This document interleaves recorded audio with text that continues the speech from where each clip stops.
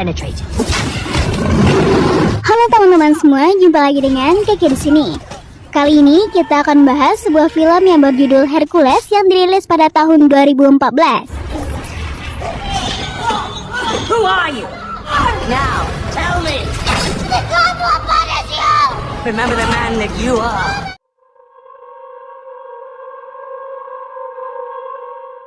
Sekitar 3 abad sebelum Masehi, lahirlah seorang bayi yang merupakan keturunan dari Dewa Zeus dari ibunya Oxmini yang merupakan seorang manusia biasa. Namun ini adalah sugar baby bagi Zeus. Sedangkan istri sahnya bernama Dewi Hera yang sangat murka dengan kelahiran si anak yang tak diharapkan. Bahkan Hera mengirimkan hadiah berupa 2 ular berbisa yang muncul dari patungnya sendiri untuk membunuh anak itu. Namun dengan mengejutkan, si anak mampu melumpuhkan kedua ular itu. Anak setengah dewa ini kemudian diberi nama Hercules. Here's the patron goddess of faith. Saat Hercules sudah dewasa, para dewa memberikannya 12 tugas berbahaya. Jika ke-12 tugas itu mampu dilewati, maka Hera akan membiarkan Hercules hidup dalam damai. Mulai dari melawan singa Nemera yang kulitnya kebal senjata,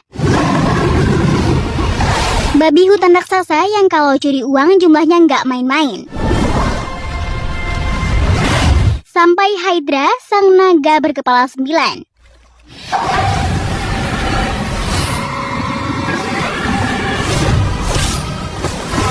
Keponakan Hercules bernama Iolaus yang merupakan pendongeng handal menceritakan kisah itu pada sekelompok bajak laut yang akan membunuhnya. Every word is true. What a load of crap. Finish him. Sampai pada akhirnya, Hercules pun datang dan melawan 40 anggota perampok tersebut. Make him bleed. I get paid either way. Namun ia tak sendirian, melainkan bersama 4 rekan setianya. Autolycus.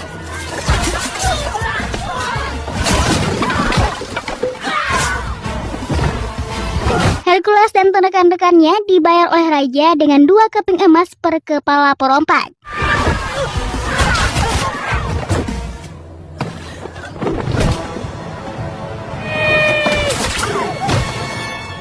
Not you. Setelah misi itu selesai, mereka berpesta dan banyak wanita di sana yang terkagum-kagum melihat sosok Hercules. You were so fancy. I told you I knew Hercules. Ladies. Tidak lama kemudian, datanglah Putri Irginia dengan pengawalan ketat. Ia menyampaikan pesan dari ayahnya Raja Kotis. Sang raja meminta bantuan Hercules untuk mengatasi perang saudara yang sedang melanda negeri Thracian. Awalnya Hercules menolak. Namun setelah Putri Irginia mengatakan bahwa Hercules akan dibayar dengan emas 2 kali berat tubuhnya, Hercules pun tak mampu menolak tawarannya. Mereka semua pun berangkat menuju negeri Thracian yang terletak di Balkan Tenggara. Sesampainya di kerajaan, mereka disambut oleh sang jenderal bernama Sitaklis. Di sana juga ada Arius, putra Erginia yang sudah menanti kedatangan Hercules. Arius berkata bahwa ia sangat mengidolakan dan bercita-cita menjadi pahlawan seperti Hercules. Kisah Hercules sudah sangat tersohor seantero Yunani. Ia dikenal sebagai manusia setengah dewa yang abadi. Kemunculan bocah itu membuat Hercules teringat masa lalunya, di mana istri dan ketiga anaknya tewas di hari itu. Lalu ia kembali tersadar saat diminta menemui Raja Kotis. Hercules memperkenalkan keponakan dan semua rekan-rekannya. Namun saat melihat Atalanta, Raja Kotis meremehkan kemampuannya. Karena di zaman itu, wanita dinilai sebagai makhluk lemah dan tak pantas ikut campur dalam peperangan. Tanpa basa-basi, Atalanta kemudian segera mendemonstrasikan kemampuannya. It takes every one of us to resist Rhesus. Raja Kotis kemudian menceritakan bagaimana perang saudara itu menyengsarakan rakyatnya. Perang itu dimulai oleh Rhesus yang dulunya adalah panglima kerajaannya. Konon Rhesus adalah seorang penyihir yang memiliki pasukan manusia setengah kuda atau Centaurus. Rumor mengatakan bahwa Rhesus hanya bisa dibunuh oleh dewa atau keturunannya. Itulah kenapa Raja Kotis sampai repot-repot mengirim putrinya untuk meminta bantuan Hercules. Raja Kotis sebenarnya tidak terlalu peduli apakah legenda kisah Hercules benar atau tidak. Yang pasti sosok Hercules sudah dipercaya sebagai pahlawan. membuat sang raja berharap pasukannya menjadi lebih semangat karena Hercules ada di pihak mereka. Karena jumlah pasukan mereka sudah sangat berkurang, petani dan fakir miskin akan dilatih sebagai pasukan tambahan. Hercules dan komplotannya akan mengajarkan mereka semua seni berperang. Namun para petani dan rakyat jelata itu sama sekali tak memiliki pengalaman bertarung. Bahkan untuk mempertahankan dinding perisai pun mereka tak mampu.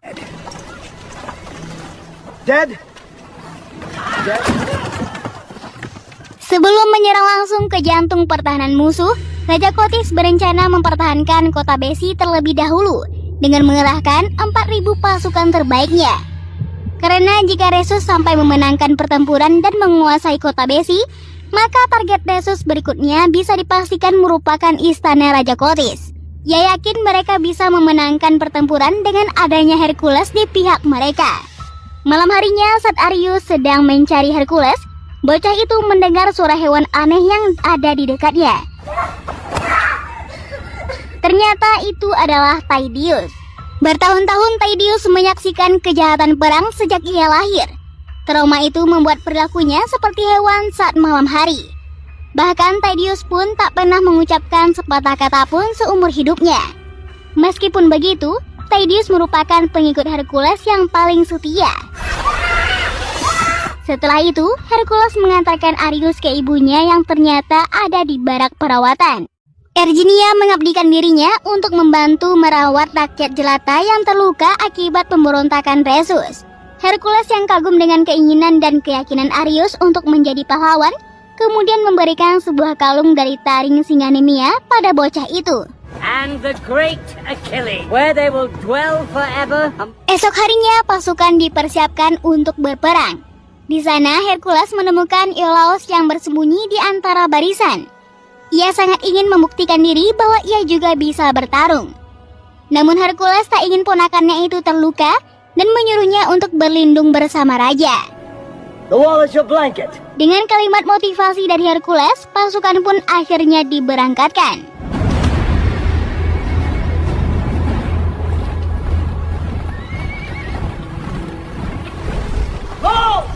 Setelah menempuh perjalanan cukup jauh, sampailah mereka di kota Besi.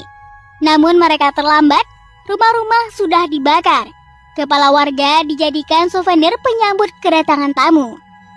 Mereka mencoba memeriksa area sekitar, di mana sudah banyak mayat bergelimpangan, termasuk pasukan-pasukan elit dari kota Besi.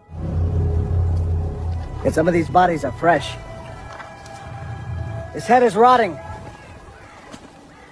Namun tiba-tiba pasukan elit yang bergelimpangan di sekitar mereka kembali bangkit.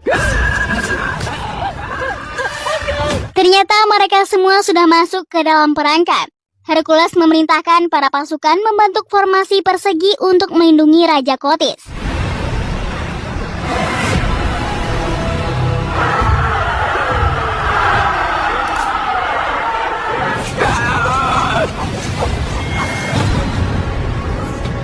I'm fast. Do we die in this battle?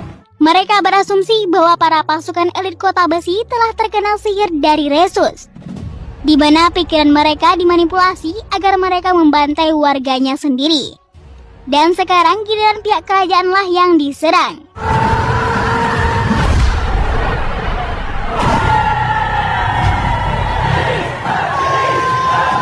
Peperangan pun berkecamuk dengan Hercules sebagai garda terdepan.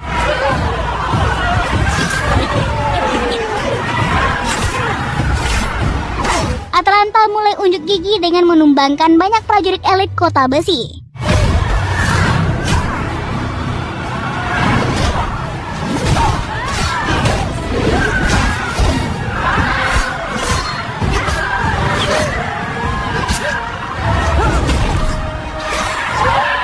Mereka berlima memiliki senjata berbeda dengan skill bertarung yang mengagumkan.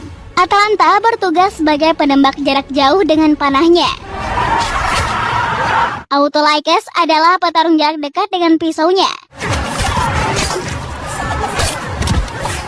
Amphiarus sang peramal menggunakan tombak dua sisi yang secara teknis dapat membunuh beberapa prajurit sekaligus. Tydeus dengan lincah membantai musuh menggunakan dua kapaknya. Sedangkan Hercules terus menggila menggunakan gada besi dengan kekuatan dan stamina yang luar biasa. Namun jumlah musuh terlalu banyak. Dinding perisai berhasil dijebol dan nyawa Raja Kotis mulai terancam. Hercules dan yang lainnya pun langsung membantu dengan kereta kuda yang sudah dimodifikasi dengan bilah tajam di kedua sisinya. Akhirnya pasukan-pasukan kota besi yang tersisa kabur ke dalam hutan. Terlihat Rhesus ternyata sejak tadi memantau pertempuran dari kejauhan. Untuk sementara waktu, pihak kerajaan unggul dalam peperangan ini. Namun perang yang baru saja terjadi telah memakan total korban setengah dari pasukan mereka. Tak lama kemudian tim medis mulai berdatangan. Virginia langsung merawat luka tusukan di badan Hercules. Ternyata Hercules bukanlah manusia abadi seperti yang diceritakan legenda. Wanita itu kemudian menanyakan, apakah Hercules memiliki anak dan istri? Hercules pun mendadak termenung, tak menanggapi pertanyaan Virginia. Akibat efek samping obat yang diminumnya, Hercules pun tertidur. Bahkan di dalam mimpi masa lalu kembali menghantuinya.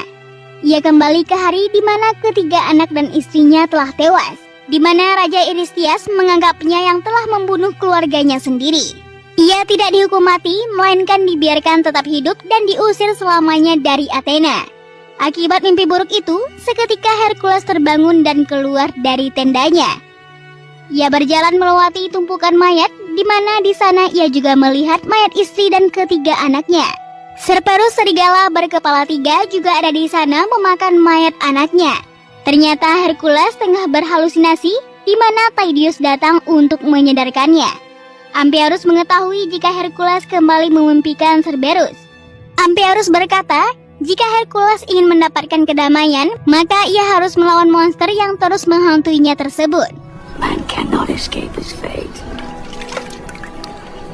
Setelah itu, Virginia menghampiri Tydeus, Atalanta, Autolycus, dan juga Iolaus yang tengah duduk bersama. Virginia telah mengetahui Hercules yang membunuh keluarganya sendiri. Ia bertanya kebenaran berita itu pada mereka. Namun tak ada satupun dari mereka yang mengetahui pasti kebenarannya. Karena saat keluarganya meninggal, Hercules tidak mengingat apapun yang terjadi. Dan saat tersadar, tangan Hercules sudah berlumur darah keluarganya sendiri. Kemudian sebuah fakta baru terungkap, bahwa yang memberikan 12 tugas itu bukanlah Dewi Hera, melainkan Raja Eurystheus. Hari demi hari rumor betapa kuatnya Hercules semakin tersebar. Mereka pun menambahkan bumbu jika Hercules adalah putra Zeus. Hal itu diperkuat oleh Iolaus, si pendongeng handal yang menggembar-gemborkan cerita tersebut untuk menakuti musuh mereka. Ia mengatakan, meskipun Hercules pejuang yang tangguh, tapi ia selalu tersiksa akibat kematian keluarganya. Entah Hercules yang membunuh keluarganya atau bukan, itu tetap menjadi sebuah tanda tanya. The blood rage. As steel is hewn into... Latihan pun dimulai.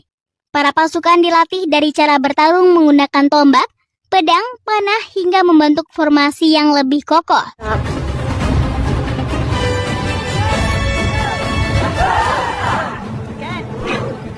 Menurut pengintaian bernama Painius, Rhesus dan para pasukannya mendirikan kemah di kaki gunung Styges yang berjarak 347 km dari sana.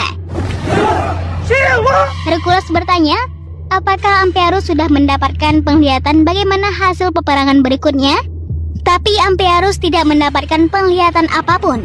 Yang ia lihat hanya waktu kematiannya, yaitu seminggu lagi di sebuah tempat seperti neraka. Perjalanan menuju gunung Styges pun dilanjutkan. Namun anehnya, saat sampai di sana tak terlihat satupun perkemahan Rhesus dan pasukannya. Ternyata Rhesus dan pasukannya sudah bersiap untuk menyambut kedatangan mereka. Pasukan Centaurus yang digembar-gemborkan oleh pihak Rhesus hanyalah kebohongan untuk menakut-nakuti prajurit Raja Kotis. Faktanya, mereka hanyalah manusia normal yang menunggangi kuda. Rhesus kemudian mendatangi Kotis dan mengatakan jika pasukannya siap untuk bertempur. Do I look afraid? Your legend ends here. Hercules, the son of Zeus, you have come looking for a fight. Ternyata Painius si mata-mata telah berkhianat dan berpihak kepada Rhesus. Right, Phineas. You've made your choice. Pasukan Rhesus jauh lebih banyak, jumlah mereka 3 kali lipat dari pasukan kerajaan. Let it be the death! Namun Kotis sama sekali tak gentar. Sebelum peperangan dimulai, Hercules kembali menguatkan mental para pasukan, dan peperangan pun tak terelakkan. Hercules memberikan aba-aba kepada pasukan pemanah untuk menyerang di saat yang tepat.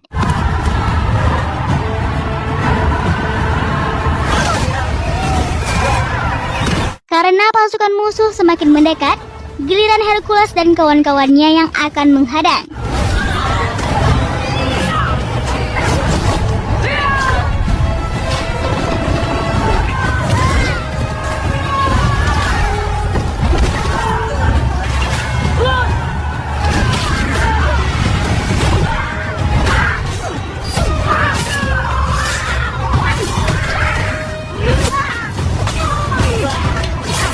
Lalu Rhesus memerintahkan pasukan pemanahnya untuk menyerang dengan baluran api.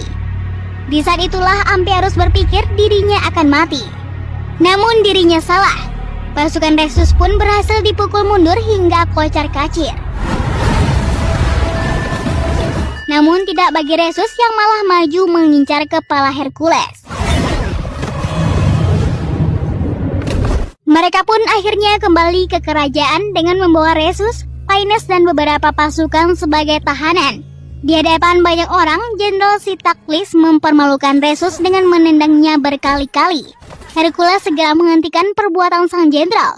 Rhesus tiba-tiba mengatakan jika yang membakar kota Besi adalah Kotis dan Hercules telah bertempur di pihak yang salah.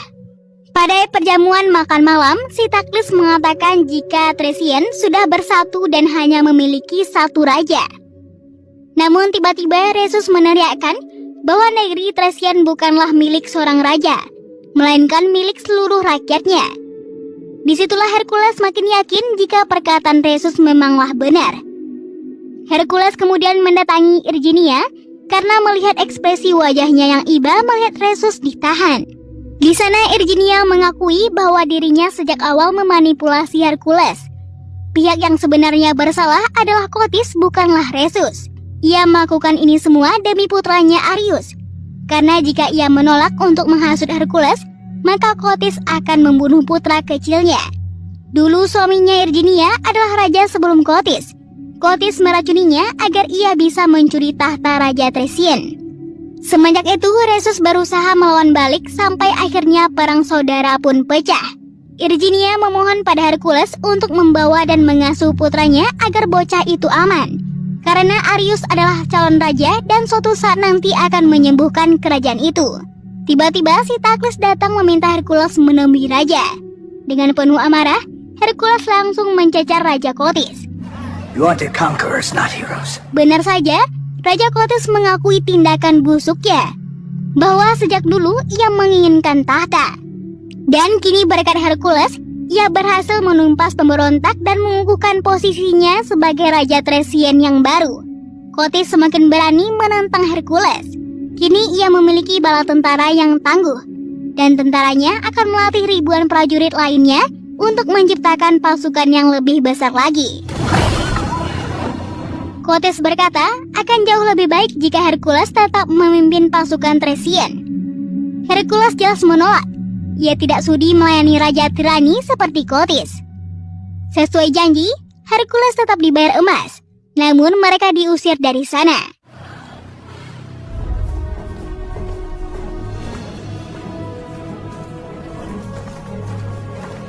Hercules meminta semua rekan-rekannya pergi karena ia ingin menyelesaikan masalahnya sendiri, agar tak ada lagi korban berjatuhan dari orang-orang yang ia sayangi. Autolycus memperingatkan Hercules agar jangan bertindak bodoh. Lebih baik mereka pergi dari sana dan menikmati hidup dengan emas yang mereka peroleh. Namun Hercules tetap bersikukuh akan membantu rakyat Thracian. Begitu pula dengan Atalanta, Amphiarus, Tydeus, dan juga Iolaus. Meskipun Hercules memerintahkan Iolaus pergi bersama Autolycus, ia tetap menolak. Iolaus berkata sudah cukup untuk dirinya menjadi seorang pendongeng. Ia ingin ikut bertempur di sisi Hercules dan menuliskan kisahnya sendiri. Autolycus tidak peduli dengan rasa kesetia kawanannya. Ia pun akhirnya pergi dari sana dan Hercules tak mempersalahkan sama sekali. Malam itu mereka mulai melakukan penyerangan. Namun belum jauh mereka beraksi, ratusan pasukan Raja Kotis sudah mengepung. Raja Kotis tak sebodoh itu. Dia memprediksi bahwa Hercules akan melakukan perlawanan. Ia mengancam jika Hercules berani melawan, maka ia akan membunuh Arius di hadapan ibunya. Setelah itu, Hercules dipukul hingga tak sadarkan diri. Saat dirinya tersadar, Hercules sudah dirantai seperti binatang.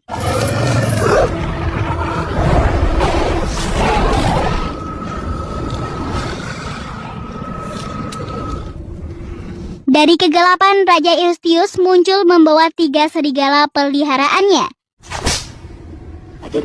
Ternyata kerajaan Athena dan Thracian sekarang menjalin aliansi untuk menguasai seluruh Yunani. Di momen itulah Hercules mulai mengingat tragedi yang menimpa anak-anak dan istrinya, di mana ternyata saat itu ia dibius oleh Eurystheus dan keluarganya dibunuh oleh ketiga serigala peliharaannya tersebut. Eurystheus mengakui bahwa dirinya lah yang telah membunuh keluarga Hercules. Semua itu ia lakukan demi menghancurkan reputasi Hercules, karena terlalu dipuja-puja sebagai pahlawan bahkan dewa bagi rakyat Athena. Eurystheus merasa posisinya sebagai raja telah terancam karena rakyatnya lebih mengeluhkan nama Hercules ketimbang dirinya. Maka dari itu, Hercules difitnah telah membunuh keluarganya sendiri dan dibiarkan menjalani sisa hidupnya untuk menderita karena rasa bersalah. Setelah itu mereka semua akan dibunuh dimulai dari anak Raja Kotis sendiri, yaitu Putri Irginia. Di saat Irginia menjelang dieksekusi, Amphiaraus terus membangkitkan dan mendoktrin Hercules bahwa ia adalah pahlawan legenda sejati. Remember the man that you are. Setelah Hercules berhasil melepaskan diri, mereka semua pun dikurung di dalam sana. 3 serigala pun langsung menyerang. Sambil berdarah-darah, Hercules bertarung melawan ketiga serigala ganas itu.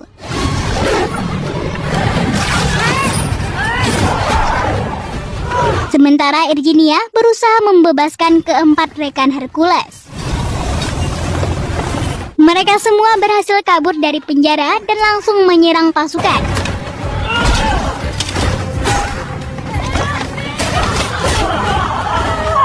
Hercules kemudian mengejar Eurystheus dan langsung membunuhnya. Now stop. Namun tiba-tiba dari belakang Jenderal Siktaklis datang berniat membunuh Hercules.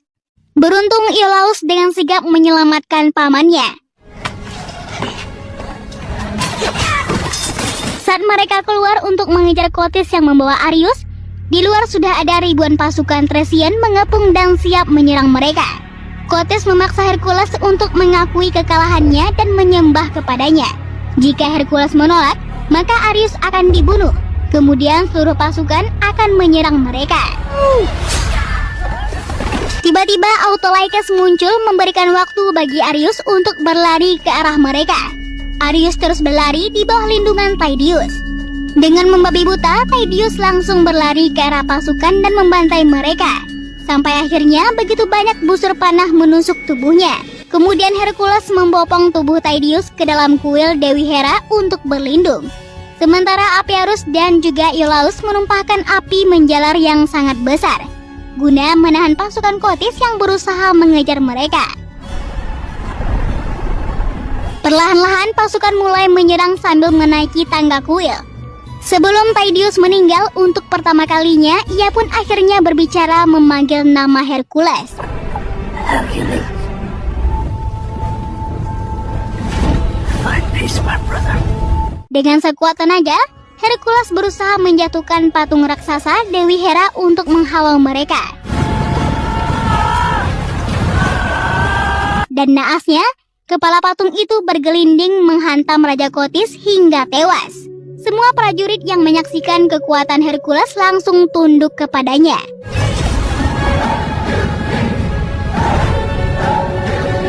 Karena Kotis sudah tewas, kini Arius menjadi raja yang sah. Entah apakah legenda itu benar atau hanya omong kosong, tapi yang penting untuk menjadi seorang pahlawan tidaklah harus menjadi manusia setengah dewa. Dan untuk menjadi orang baik, kamu hanya perlu menjadi manusia biasa yang peduli pada sesama. Dan film pun selesai.